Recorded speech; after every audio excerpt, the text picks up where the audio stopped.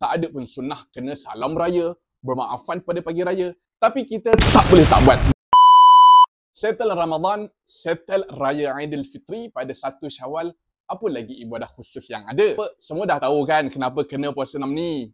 Jangan kau kata sunat je. Ulang kaji balik apa kelebihan dia.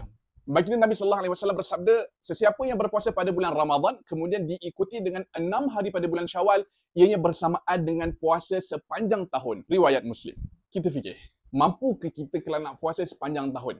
Pertamanya, boleh ke puasa sepanjang tahun? Tak boleh pun, haram. Tapi katakan kita berpuasa tanpa miss Isnin Khamis, puasa hari putih, ataupun kita puasa Daud, sanggup tak buat?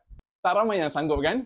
So sekarang ni kita diberikan peluang untuk dapat pahala seperti puasa sepanjang tahun. Rugilah dah cantik puasa cukup sebulan tapi sayang nak extend lagi 6 hari je. Selain itu, Ibn Rajab juga katakan bahawa kelebihan lain bagi puasa 6 ialah semoga kita dapat sempurnakan kekurangan pada bulan Ramadan. Yang kedua, tanda kita syukur kerana berjaya beribadat di bulan Ramadan.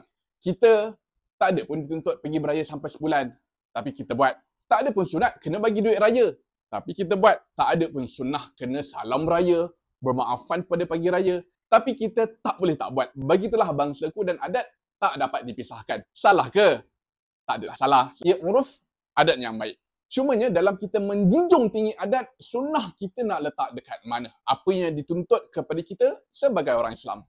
So, jom puasa 6, selagi ada peluang, selagi belum tutup mata, buatlah 6 hari je lagi. Next, bila nak start puasa tu? Yang ada hutang, puasa qada dulu ke puasa 6 dulu?